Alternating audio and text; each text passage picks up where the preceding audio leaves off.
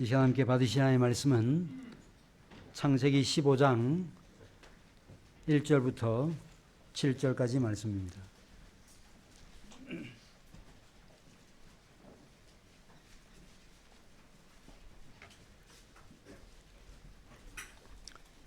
구약 성경 창세기 15장 1절부터 7절까지 말씀입니다. 찾으신 줄 알고 제가 받들어 읽겠습니다. 이후에 여호와의 말씀이 환상 중에 아브라함에게 임하여 이르시되 아브라함아 두려워하지 말라. 나는 내 방패요 너의 지극히 큰 상급이니라. 아브라함이 이르되 주 여호와여 무엇을 내게 주시려 하나이까. 나는 자식이 없사오니 나의 상속자는 이 다메섹 사람 엘리에셀이니이다. 아브라함이 또 이르되 주께서 내게 씨를 주지 아니하였으니 내 집에서 길린 자가 내 상속자가 될 것이니이다.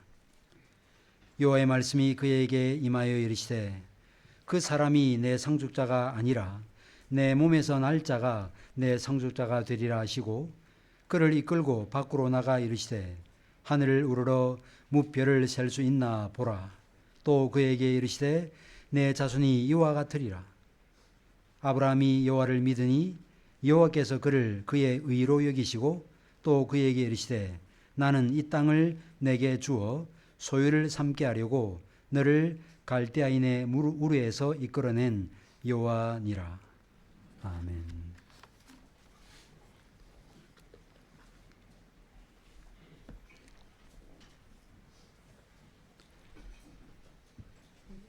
신자가 겪는 영혼의 고통 중에 빼놓을 수 없는 고통과 어려움은 거듭난 다음에도 범죄하고 그 죄로 인해서 죄책감을 느낀다 하는 것입니다.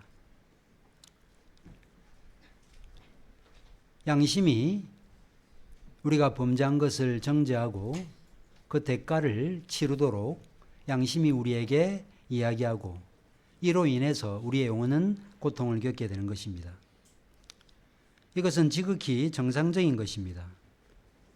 물론 죄를 범하는 것이 옳다는 이야기는 아니지만 구원받았다고 해서 죄를 짓지 않을 수 없다는 것이 현실이라고 하는 것이고 이 때문에 우리가 영화의 상태로 들어갈 때까지 우리 영혼 안에서 고뇌와 갈등을 겪게 되는 것이죠.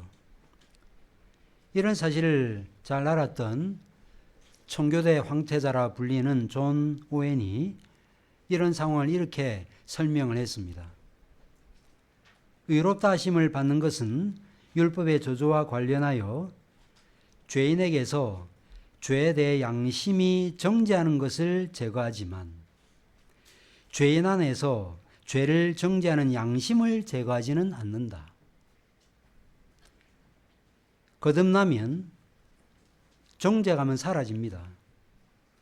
그래서 양심의 죄를 정죄하는 의식은 사라지지만 그러나 죄인 안에서 죄를 정죄하는 양심은 제거되지 않는다는 거예요. 그 양심이 우리 안에 남아있다는 것입니다. 그 때문에 우리가 고뇌하고 갈등하고 때로는 깊은 죄책감에 빠져서 헤어나오지 못하는 이런 어려움을 겪기도 하는 것입니다. 그리스도인들이 불신자보다 더 죄책을 느끼고 죄에 대해 더 고통스러워하고 죄사함을 위해 더 간절히 간구하게 되는 것은 이 때문이라고 할 수 있겠습니다. 이런 원리를 정확하게 알면 죄로 인해서 양심이 고통을 당할 때 나는 거듭나지 못한 신자가 아닌가라는 이 잘못된 판단을 내리지 않게 됩니다. 잘했다는 게 아니고 정상적인 것이다. 어쩔 수 없는 것이다 라는 이 생각을 갖게 되어 내가 과연 거듭난 신자인가 라는 이런 의문은 적어도 갖지 않게 된다 하는 말입니다. 하지만 현실은 어떻습니까? 적지 않은 그리스도인들이 범죄할 때마다 자신의 믿음으로 의롭다함을 받은 의인이라는 사실을 확신하지 못합니다. 그래서 교회 역사가이자 부흥신학자였던 리차드 러브레이스가 영적 회복을 다룬 책에서 이런 말을 했습니다. 예수님 안에서 자기를 사랑하고 받아주신다는 확신을 잃어버린 그리스도인들은 잠재의식적으로 매우 불안정한 사람들이다. 그들은 비그리스도인들보다 훨씬 더 불안정하다. 그들은 빛에 너무 많이 노출된 사람들처럼 자신이 처한 기독교적 환경 속에서 하나님의 거룩하심과 스스로 이루어야 할 의로움에 관해 끊임없이 많은 말을 듣고 있는 까닭에 안정을 찾기가 어렵다라는 말을 했습니다. 한국 교회 현실을 잘 보여주죠. 복음의 은혜를 제대로 알지 못한 채 이렇게 살아야 된다, 저렇게 살아야 된다라는 말, 이런 기독교적 환경 가운데 신앙생활을 하게 되면 정신건강은 믿지 않는 사람들보다 훨씬 더 못한 상태에 처하게 된다는 것입니다.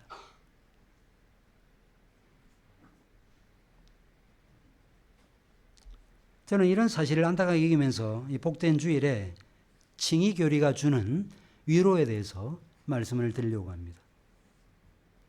이를 위해서는 오늘 본문 창세기 15장 1절부터 7절 말씀은 물론이거니와 앞선 14장의 스토리를 이해할 필요가 있습니다. 14장 초두는 가나안의 4개 나라 연합군이 소돔과 고모라를 비롯한 다른 나라의 왕들과 전쟁을 벌인 사건에 대한 언급으로 시작이 됩니다. 이 와중에 소돔에 살고 있었던 이 롯과 롯의 가족들이 사로잡혀 가게 되고 이 소식을 전해 들은 아브라함이 오늘날의 민병대에 해당되는 318명의 가솔들을 데리고 가나안 연합군과 싸워서 조카 롯과 가족들 그리고 재물들을 다시 되찾아오게 됩니다. 이런 상황이었기에 우리가 언뜻 보면 아브라함으로서는 전쟁에서 승리하고 일당백으로 전쟁에서 승리하고 돌아왔기 때문에 의기양양했을 법합니다. 그러나 아브라함은 의기양양하기보다 오히려 두려워했습니다. 그 사실은 하나님께서 아브라함에게 맨 먼저 하신 말씀을 통해서 알게 되죠. 전쟁에서 돌아온 아브라함에게 하나님께서 뭐라고 제일 먼저 말씀하셨습니까? 두려워하지 말라고 말씀했습니다. 왜 이 말씀을 하셔야 될까요? 전쟁을 해서 롯과 친척들, 재물들을 되찾아왔지만 그들이 뒤쫓아와서 보복당하지는 않을까라는 그 염려가 아브라함의 마음에 불안과 근심으로 작용했기 때문이었습니다. 그래서 하나님께서 아브라함에게 두려워하지 말라고 말씀하셨습니다. 그 다음에 하나님께서는 나는 내 방패요 너의 지극히 큰 상급이라고 말씀했습니다. 나는 너의 방패라는 이 말씀은 아브라함이 이룬 승리는 하나님께서 그 대적들을 아브라함의 손에 붙이셨으면 물론 아브라함의 방패가 되어주셨기 때문에 가능한 것이었다라는 말입니다. 이어 하나님께서는 나는 너의 지극히 큰 상급이라고 또 말씀했습니다. 일반적으로 상급이라고 하면 무엇을 잘해서 잘한 대가로 얻게 되는 것을 보통 상급이라고 말합니다. 그러나 오늘 본문에서 말하는 상급은 마치 올림픽에서 경기를 잘해서 메달을 획득하는 것과 같은 그런 의미에서의 상급이 아닙니다. 그럼에도 하나님께서 아브라함에게 나는 너의 상급이라고 말씀했습니다. 여호와가 우리의 복이요 우리의 분기시요 우리의 유업이요 우리의 잔의 소득이시죠. 시편 기자는 이 사실을 노래했습니다. 여러분들 이 세상을 가지는 것보다 이 세상을 창조하신 하나님을 가지는 것이 더 현명하지 않습니까? 하나님이 우리의 상급이 되는 것보다 더 큰 복이 어디 있겠습니까? 이게 바로 언약 공시로 나타나서 나는 너의 하나님이 되고 너희는 내 백성이 된다고 말하지 않았습니까?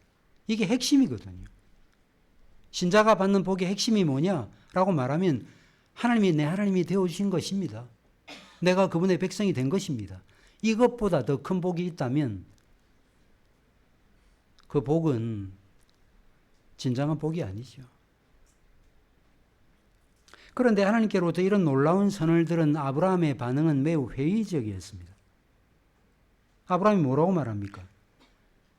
나는 너의 방패요 너의 지극히 큰 상급이라고 말씀했지만 아브라함은 그렇다면 내게 무엇을 주시려 하나이까 여호와께 여쭈었습니다. 아브라함은 지금 점점 늙어가고 있고 상속자는 생기지 않고 자기 몸에서 태어날 상속자는 태어날 기미도 보이지 않고 이런 상황 가운데 도대체 늙은 저에게 무엇을 주시려고 하십니까? 라고 되물은 것이죠. 이것은 하나님께 불경스러운 태도로서 하나님의 은혜에 배은망덕하는 말처럼 느껴집니다. 그런데 아브라함이 하나님 자신이 나의 상급이 되어오신다는 것이 무슨 의미가 있습니까? 라는 이 의미를 담은 이 아브라함의 질문에는 매우 깊은 뜻이 숨어 있습니다. 아브라함이 혈육이 없다는 혈육에 대한 세속적 집착 때문에 이 질문을 한 게 아니에요. 아브라함이 왜 이 질문을 했는가 하면 자기 후대에 하나님의 나라 역사를 이어갈 후계자가 없다는 사실 때문에 염려한 거예요. 아브라함이 하나님의 명령에 따라 가나안 땅 세겜에 도착했을 때 하나님께서 아브라함에게 나타나서 이 땅을 너에게 주리라고 약속했고 롯이 떠나고 난 다음에도 내가 이 땅을 너와 내 씨에게 유언으로 주리라고 말씀했습니다. 그러나 시간이 가면서 나이는 계속 먹어가고 자녀를 낳을 수 있는 상황은 되지 않고 그래야 하나님의 나라 역사를 이어갈 혈통이 끊어질 위기에 처한 것이고 이런 상황 가운데 하나님 나에게 상급이라고 말씀하였는데 도대체 뭘 주시려고 하십니까? 라고 여쭈었던 것입니다. 그러면서 누구를 추천합니까? 다메섹 사람 엘리에셀을 추천해요. 아브라함 당시에는 자기 집안에서 길리운 충성스러운 종을 상속자로 택할 수 있었거든요. 이런 원리에 따라 지금 자기 몸에서는 상속자가 태어날 가능성이 없으니 우리 집안에서 가장 충성스러운 종인 다마스커스 출신 엘리에셀이 상속자가 되는 것이 옳지 않겠습니까? 라고 말한 것입니다. 그런데 여기서 우리는 너의 몸에서 날짜가 상속자가 된다라는 이 너의 몸에서 날짜라는 이 말의 의미를 올바로 이해할 필요가 있습니다. 아브라함의 씨와 자격과 조건은 아브라함의 몸에서 태어나는 것이 맞습니다. 그렇다고 아브라함의 몸에서 태어나는 모든 사람이 다 아브라함의 후사가 되는 것은 아닙니다. 대표적인 사람이 이스마엘이죠. 하갈을 취하여 낳은 이스마엘. 아브라함의 몸에서 태어난 사람이었지만 상속자가 되지를 못했습니다. 여기에 대해서 우리 중에 이렇게 또 되물을 분이 있겠죠. 이스마엘이야 서자의 자식 아닙니까? 친자가 아닌 서자의 자식이니까 상속을 못 받는 거 아닙니까? 라고 질문하실 분이 있을 수 있겠습니다. 그러나 이런 이의 제기도 정당하지 않은 것은 아브라함에서 태어난 자식이라고 해서 다 후사가 될 수 없다는 사실을 우리는 어디에서 발견할 수 있습니까? 이미 우리가 이삭과 이스마엘을 통해서 확인할 수 있지만 에서와 야곱을 통해서 확인할 수 있죠. 에서와 야곱은 똑같은 동일한 부모에서 태어났고 에서는 특별히 장자예요. 그러나 상속권을 잃어버리고 말았습니다. 이런 원리는 셈과 함과 야벳의 관계에서도 나타났습니다. 여러분들이 아신 바대로 홍수 후에 노아가 포도 농사를 짓고 포도주를 먹고 취중 실수를 하지요. 벌거벗고 잡니다. 그리고 난 다음에 함은 까발리고 셈과 야벳은 아버지의 벌거벗은 하체를 덮어주지 않습니까?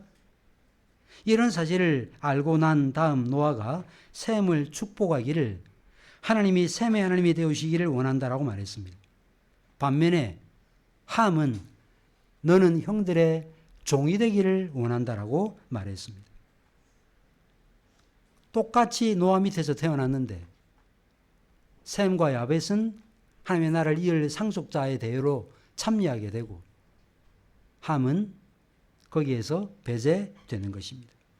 이것은 우리에게 뭘 보여주는가 하면 하나님 나라의 상속자의 자격 요건은 육적 혈연이 아님을 보여주는 것입니다. 그러면서 하나님께서 아브라함을 밖으로 데려가셔서 밤하늘의 별들을 보라고 말씀했습니다. 제가 25살 때 지리산 세석평원에 간 적이 있습니다. 3박 4일 동안 지리산 등정을 한 적이 있는데 한 1200곳이 되는 세석평정에서 평원에서 밤에 오줌이 마려워서 나왔는데 하늘을 딱 쳐다봤습니다. 저는 정말 경악했습니다. 온통 별천지예요. 그 별이 보고 싶어서 작년에 제가 그르네레피즈 북쪽으로 가서 한번 그와 같은 정도는 아니지만 많은 별들을 본 적이 있는데 하나님께서 바로 그 별, 지금처럼 환경오염도 심하지 않았던 그때 하나님께서 별들을 보여주시면서 너의 후손이 이 별처럼 많아지게 될 것이라고 약속하신 것입니다. 그런데 놀랍게도 아브라함은 이 약속을 믿었다고 되어 있어요. 온 인류의 흥망성쇠가 걸린 하나님의 나라가 지금은 비록 죽어가는 노인이지만 자신에게 씨를 주시되 그것도 셀 수 없이 많은 씨를 주셔서 결국은 하나님의 나라를 주겠다는 약속을 이어갈 것이라는 그 하나님의 약속을 받아들인 것입니다. 그리고 하나님께서 이 약속을 믿은 아브라함을 의롭다 하였습니다. 자, 우리가 이 스토리를 잘 알고 있죠. 성경에 대한 기본적 신뢰를 가진 사람들은 이것을 여과 없이 그냥 받아들이지만 사실 전후 사정을 잘 살펴보면 하나님께서 아브라함의 믿음을 보시고 의롭다고 여겨주신 이 일이 하나님의 나라를 유업으로 상속받는 이 일과 어떻게 연결되는지 잘 우리가 생각이 안 됩니다. 믿으니까 받았다 이렇게 생각을 하지만 잘 살펴보면 이게 잘 연결이 안 돼요. 많은 자손에 대한 약속하고 아브라함의 믿음을 의로 여겨주신 이 일이 어떻게 연결되는지 무슨 관계가 있는지 우리는 의문을 가지게 되는 것입니다. 그런데 이것이 연결된다는 사실을 바울이 갈라디아서 3장에서 이렇게 설명했습니다. 아브라함이 하나님을 믿음에 그것을 그에게 의로 정하셨다 함과 같으니라 그래 놓고 그런즉 믿음으로 말미암은 자들은 아브라함의 자손인 줄 알지어다. 후손 상속자가 유업을 상속받잖아요. 그런데 믿음으로 말미암은 자들이 아브라함의 자손인 줄 알지어다라고 말했습니다. 우리는 이미 내 몸에서 날짜라는 이 말이 단순히 친자 혈연 관계를 나타내는 말이 아니라는 사실을 살펴봤죠. 그 이상의 의미가 있다는 사실을 살펴봤습니다. 바울은 이런 원리를 로마서 4장에서 또 이렇게 설명했습니다. 또한 할례자의 조상이 되었나니 곧 할례 받을 자에게뿐 아니라 우리 조상 아브라함이 무할례 시에 가졌던 믿음의 자취를 따르는 자들에게도 그러하니라고 말했습니다. 이 말이 무슨 말인가 하면 아브라함과 육적 혈연 관계가 그의 후손이 되는 진정한 조건이 아니고 아브라함이 믿었던 그 믿음의 자취를 쫓는 것이 아브라함의 후손됨을 결정하는 진정한 조건이다. 그런 말이죠. 아까 갈라디아서 3장 6절 7절 말씀하고 같은 것입니다. 아브라함이 믿음으로 의롭다함을 받은 것처럼 하나님의 약속을 믿음으로 이신칭의의 은혜를 누리는 신자가 곧 아브라함의 후손이다. 그런 말이죠. 우리가 다 아브라함의 후손이라고 할 수 있는 것입니다. 따라서 하나님께서 아브라함에게 내 자손이 하늘의 별처럼 많아지게 될 것이라는 이 약속은 아브라함과 같은 믿음의 동질성을 가진 수많은 영적 자녀들을 얻게 될 것이라는 말씀이죠. 이 약속이 실현된 것이 저희 교회고 오늘 우리가 웨스민스터 신앙고백에서 고백한 보편교회죠. 우리가 다 아브라함의 자손입니다. 그런데 이를 염두에 두고 믿음으로 의롭다함을 받았다는 이 사실을 설명하려고 해도 명쾌하게 설명되었다라고 보기는 어렵습니다.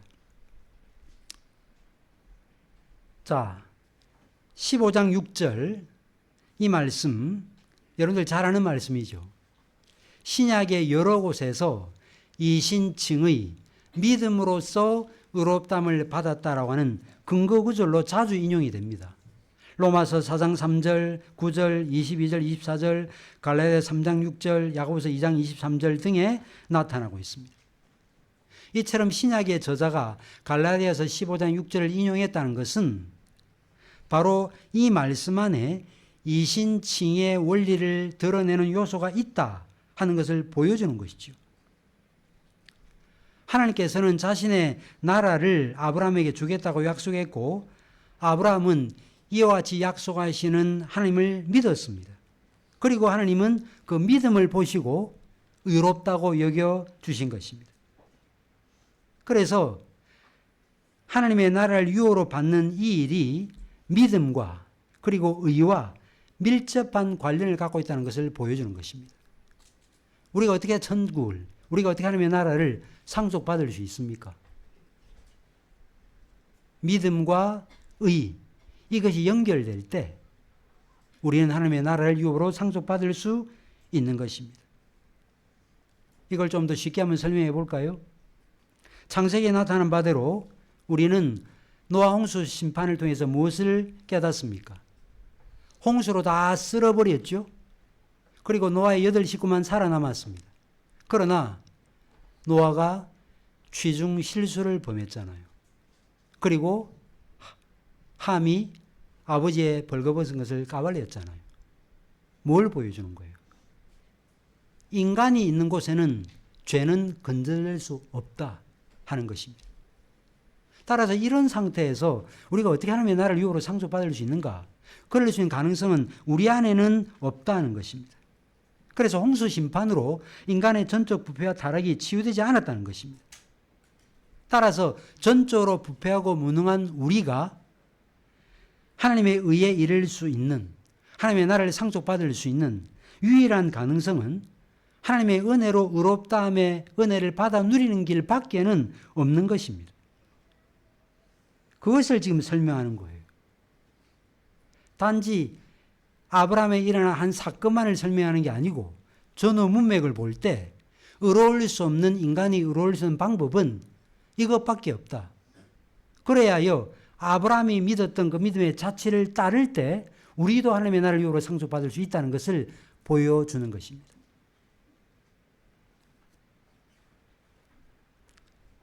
결국 하나님께서 자신의 약속을 신뢰하는 아브라함을 의롭다 하시고 난 다음 7절 이하를 보시면 나라가 세워질 땅을 유업으로 주실 것에 대해서 말씀하지요.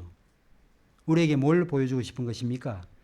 믿음의 의가 하나님의 나라를 유업으로 얻을 수 있는 조건이다. 믿음으로 의롭다함을 받고 난 다음에 땅을 말씀했다는 것은 바로 이를 통해서 하나님의 나라를 유업으로 상속받을 수 있다 하는 것을 보여주는 것입니다. 저는 이를 근거로 이제 칭의교리가 주는 위로에 대해서 본격적으로 말씀을 드리려고 합니다. 아브라함에 대한 기사는 어디에 먼저 나타납니까? 창세기 12장에 먼저 나타납니다. 하나님께서 아브라함에게 내가 지시할 땅으로 가라 라고 말씀하시자 아브라함이 갔다라고 말하고 있습니다. 다른 번역본에는 여호와께서 아브라함에 명령하신 대로 갔다라고 되어 있습니다. 이것은 아브라함이 여호와께서 명령하시고 약속하신 말씀을 전적으로 신뢰하고 또 행동으로 옮겼다는 것을 보여주는 것입니다. 이것을 두고서 히브리서 기자가 뭐라고 말하죠? 믿음으로 아브라함은 부르심을 받았을 때 순종하여 장래의 유업으로 받을 땅에 나아갈새 갈 바를 알지 못하고 나아갔으며 라고 말했습니다. 아브라함이 하나님의 부르심에 믿음으로 순종한 것입니다. 자, 그렇다면 언제 의롭다함을 받는 것이 맞지요? 믿음으로 순종했을 바로 그때 의롭다함을 받는 것이 맞지 않을까요? 그게 우리가 배운 구원론에 맞지 않습니까? 믿었는데 그때 의롭다함을 받아야 되지. 왜 그때 의롭다함을 받지 못하고 시간이 한참 지나고 난 다음에서야 왜 의롭다함을 받았다는 사실을 언급하고 있을까요?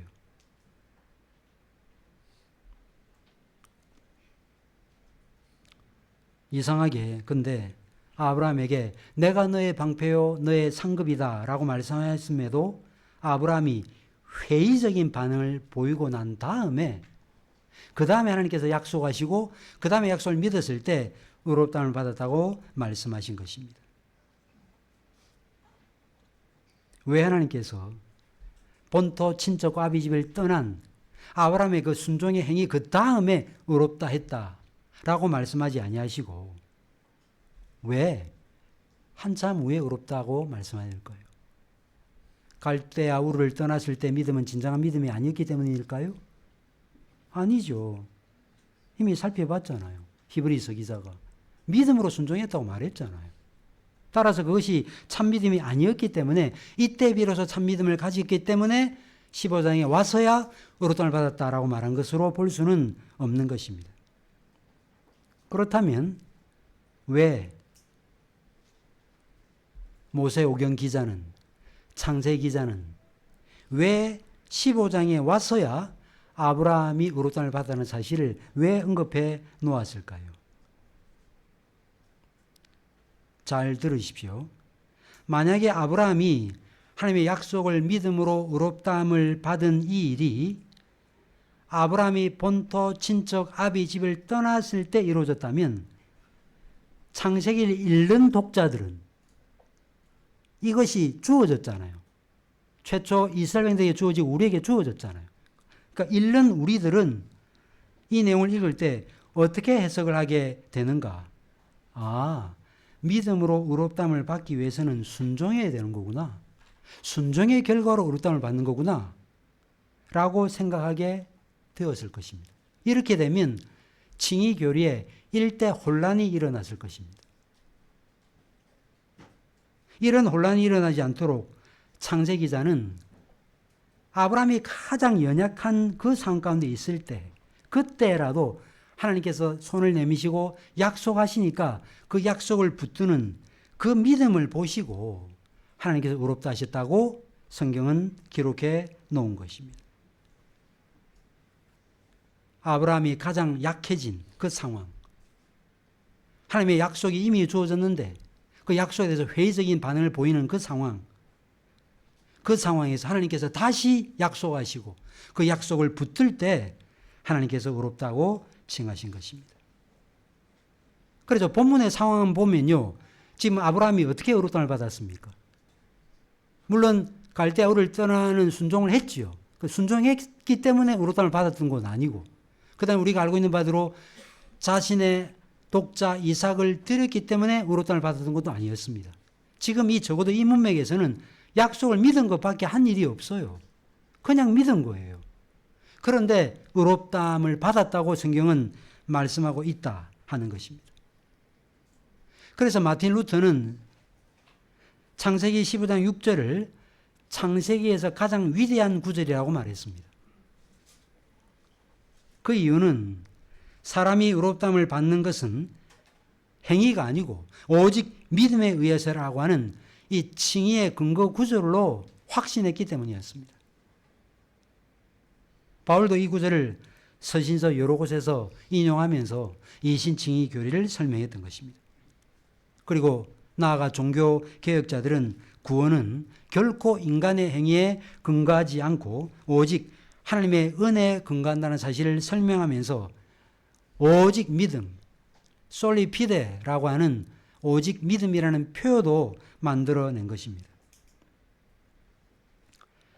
로마 가톨릭은 만약 하나님의 법에 대한, 율법에 대한 순종과 관계없이 우리가 그냥 믿음으로만 의롭다함을 받게 되면 신자들로 부주의하고 죄로 가득한 삶을 살게 만들 것이라고 주장했습니다. 과연 그렇습니까? 과연 믿음으로만 한 것 없이 믿음으로만 공짜로 그냥 의롭다함을 받아 놓으면 방탕한 삶을 살게 됩니까? 절대로 그렇지 않습니다. 그것을 보여주는 것이 아브라함의 삶이었습니다. 그가 믿음으로 의롭다함을 받고 난 다음에 할례를 받죠. 인침을 받죠. 17장에서. 그 다음에 20장으로 가면 또다시 자기 아내를 누이라고 거짓말하죠. 그러나 22장으로 가면 아브라함이 자기 독자 이삭을 하나님께 번제로 드리지 않습니까? 절대로 믿음으로 의롭다함을 받았다고 해서 방자한 삶을 살 수 없다는 것을 아브라함 자신이 몸으로 증거했던 것입니다. 야고보는 이를 두고 우리 조상 아브라함이 그 아들 이삭을 제단에 바칠 때 행함으로 의롭다함을 받은 것이 아니냐라고 말했습니다. 이 말씀은 오해하시면 안 되죠. 믿고 난 다음에 행함이 동반되어야 그때 의롭다함을 받는다는 뜻이 아니죠. 믿음은, 구원에 이르는 믿음은 반드시 행함이라는 열매를 드러낼 수밖에 없다는 것을 보여주는 것입니다. 사실 이러함에도 불구하고 언제부터인가 행위에 근거한 최후 심판에 대해서 가르치면서 미래적 칭의를 이해하는 사람들이 생겨나게 되었습니다. 노만 쇠퍼드라고 하는 신학자는 신자의 지속적인 순종은 신자가 칭의받은 상태에 계속 머물기 위하여 필요하다라고 주장했습니다. 우리가 의롭다함을 받았다는 사실, 이 상태를 유지하기 위해서는 순종이 필요하다는 말입니다. 이런 주장에 따르면 칭의는 여러 단계를 통해서 이루어지는 일이 되고 맙니다. 지금 믿음으로 의롭다함을 받죠. 그런데 미래에 가면 율법의 순종 요구에 따라 순종했느냐 순종하지 않느냐에 근거해서 의롭다함을 받을지 말지가 결정되는 것입니다.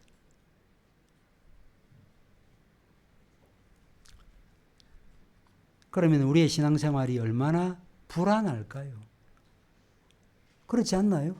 앞으로 장차 주께서 재림하시는 그날 내가 어떤 모습으로 나아가게 될지 전전긍긍하지 않겠습니까? 자기 행위에 따라 심판을 받게 된다는 이 가르침, 성경에 나오는 것은 분명한 사실입니다. 마태복음 25장을 보세요. 지극히 작은 소자에게 물 한 그릇 떠줬느냐? 헐벗은 자에게 입을 옷을 줬느냐? 그 행위로 양과 염소 편으로 나누고 있음을 우리는 확인하게 됩니다. 그러나 이 행위는 믿음을 보충한다기보다 그 사람의 믿음이 참된 믿음이었음을 증명하는 거죠.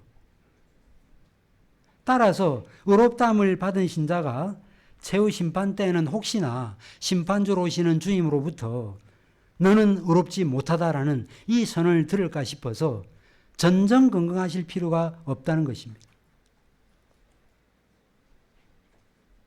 칭의는 유보되지 않습니다. 믿을 때 주어지는 것입니다. 법정적 선언이에요. 대법원에서 한번 판결을 내리면 고등법원에서 뒤집을 수 없습니다. 재판장 중에 재판장이신 하나님께서 판결을 내리셨는데 누가 우리를 정죄할 수 있겠습니까? 만약 지금 의롭다는 이 칭의의 은혜를 받아 누린다고 해도 이때 선언된 판결이 최후 심판 때 번복되거나 취소된다면 이제 그리스도 예수 안에 있는 자에게는 결코 정죄함이 없나니라는 이 확신은 매우 위험한 확신이 되고 마는 것입니다. 만약에 최후 심판을 일종의 신자들의 칭의의 마지막 단계로 이해하거나 영생을 얻는데 기초가 되는 것으로 보게 되면 거저주시는 은혜의 복음을 완전히 뒤집어 버리는 이런 결과가 초래되는 것입니다. 그러므로 그리스도인은 오직 믿음으로만 의롭다함을 받는다는 사실을 확신해야 됩니다. 무엇으로 의롭다함을 받는다고요? 믿음으로. 오직 믿음으로. 행함으로가 아닌 우리 안에 있는 어떤 것이 아닌 오직 우리 그리스도께서 다 이루어 놓으신 그것을 믿음으로 전가받는 방법 이외에 의롭다함을 받을 수 있는 다른 길이 없는 것입니다.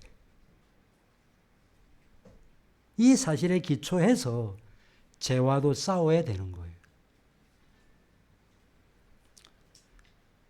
저희 교회 청년부에서 주일 오후에 늘 청년부 모임이 모이는데 데인시 오들런트라고 하는 사람이 쓴 더 깊게라는 책을 읽고 있습니다. 이 책 5장에 무죄 선고라고 하는 챕터가 나타납니다. 근데 이 5장의 서두가 이렇게 시작이 돼요. 그리스도를 처음 영접했을 때 받은 무죄 선고에서 벗어나 다른 단계로 나아가는 것이 아니라 오히려 그 안으로 더 깊이 들어갈 때 그분 안에서 성장할 수 있다. 의롭다함을 받았다는 그 사실의 단계에서 더 나아가 다른 단계로 나아가는 게 아니고 오히려 그 의롭다고 하는 이 상황에 더 깊이 들어갈 때 우리의 신앙 성장은 가능하다는 거예요. 꼭 명심하십시오. 이것은 우리는 믿음으로 의롭다함을 받은 사실에다가 내 것을 가지고 보충하거나 더하려고 해서는 안 된다는 뜻입니다. 이미 내가 그리스도를 믿었잖아요. 그것만으로 의롭다함을 받잖아요. 그런데 죄를 범하게 되고 양심의 고통을 느끼게 되고 흔들리게 되면서 나는 과연 구원받지 못한 사람이 혹시 구원받지 못한 사람인 것은 아닌가? 그러면서 자기의 선행이나 경건으로 보충하려고 하지 말라는 거예요. 그래서는 구원의 확신을 가질 수 없다는 것입니다.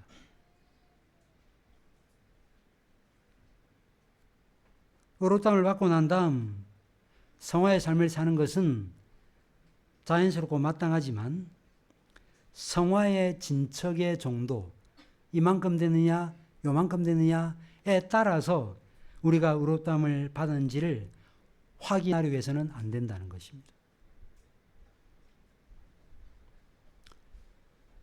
한 10년 넘었는데요.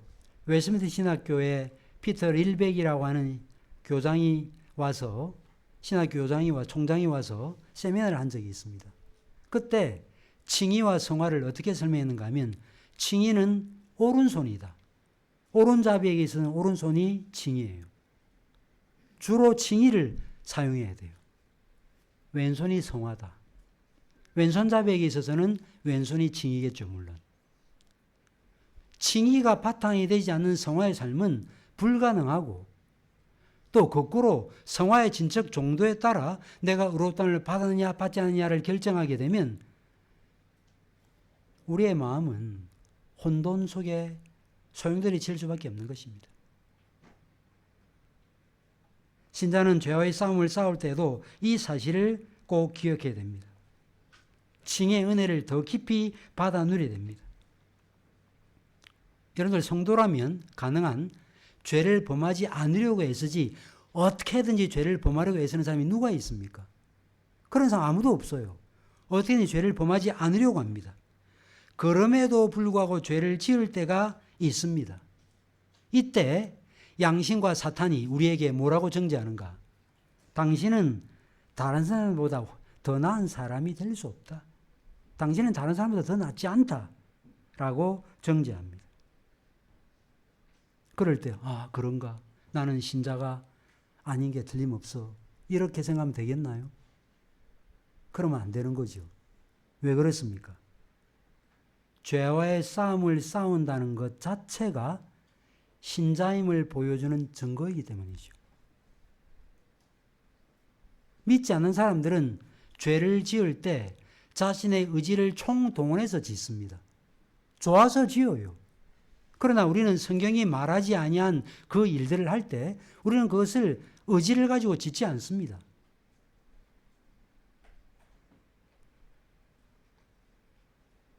구원받지 못한 이들은 이름에서 우리와 다르다는 사실을 기억할 필요가 있습니다.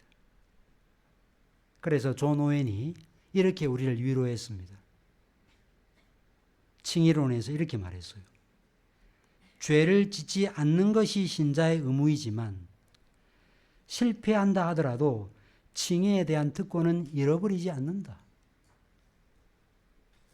그러면서 자신의 죄를 사함받고 하나님께 지속적으로 받아들여지기 위해서는 우리의 죄를 위해 그가 드리신 화목제물에 기초하여 아버지 앞에서 우리의 대언자이신 예수님께 믿음으로 우리의 영혼을 맡기는 것 이외에 다른 것이 없다 라고 말했던 것입니다.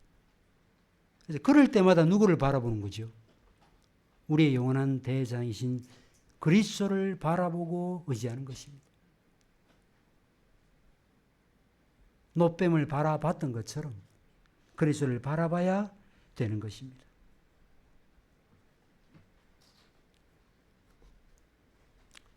프린스턴 신학교에서 가르치다가 좌경화되면서 웨스트민스터 신학교를 설립한 그레시엄 메이천이라고 하는 유명한 신학자가 있습니다. 신학자요 동시에 조직신학자입니다. 그분이 자기 동료 교수였던 존 머레이에게 전보를 보냈다는 거예요. 그 내용이 뭐냐? 제가 이전에도 한번 말씀을 드린 적이 있는데 그 내용이 무엇일까요? 그리스도께서 죄인들을 위해 완벽한 순종을 하셨다는 그 사실이 나에게 주는 위로가 얼마나 큰지 모른다. 이거예요. 내가 알 수 없는 것을 그리스도께서 다 이루셨다. 그 사실을 믿어야 된다. 오직 믿음으로 취해야 돼요. 믿음으로 취해야 돼요. 날마다 그 사실을 기억하고 그 사실 가운데 우리의 신앙생활을 이루어가야 되지. 이런 사실을 확신하지 못한 채 우리의 힘과 우리의 능력으로 우리의 스스로의 여력으로 무엇을 해보려고 하면 실패할 수밖에 없고 설사 성공했다 할지라도 그 자체가 하나님의 의를 소유할 만한 그런 성격의 것이 될 수 없다는 사실을 꼭 기억하고 오직 믿음으로 의로움을 받는 이 신칭의 교리를 끝까지 붙드는 산 우리 모든 교우들이 되시기를 간절히 바랍니다. 기도하겠습니다.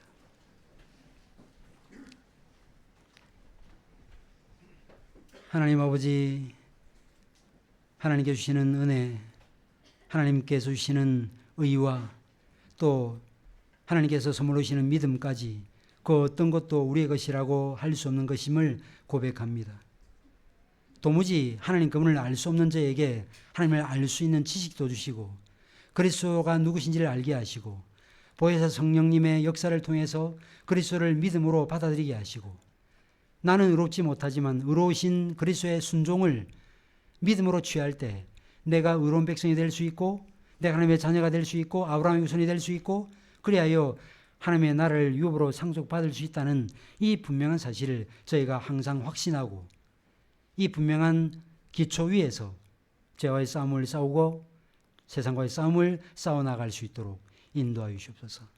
우리 가운데 자신의 정체성을 확신하지 못한 채 죄로 인해서 고통스러워하고 힘들어할 때마다 또다시 자신의 정체성 안으로 들어와서 자기가 행한 사실에 기초하여 자신을 재어보는 이런 어리석음을 범함으로 나는 구원받지 못한 신자가 아닌가라는 이 의심에서 끊임없이 시달리는 그런 분들이 있다면 주께서 이 시간 말씀하시고 공고하시고 위로하여 주시옵소서. 오직 그리스도를 믿는 믿음 하나만으로 의롭다 하신 하나님의 은혜는 우리 가운데 얼마든지 주어질 수 있고 또 이처럼 믿음으로 의롭다함을 받은 신자는 결코 방탕한 삶을 살 수 없고 자기 생명과 자기 자녀까지 부인하는 삶을 살게 될 수밖에 없다는 사실을 꼭 기억하면서 이 믿음을 가진 자라는 사실이 우리의 삶 가운데 성화로 열매로 나타날 수 있도록 은혜 베풀어 주시옵소서. 이 놀라운 복음의 은혜 가운데 한평생 살아가는 하나님의 나라의 권속들이 될 수 있도록 인도하여 주시길 원하옵고 예수 그리스도의 이름으로 기도하옵나이다. 아멘.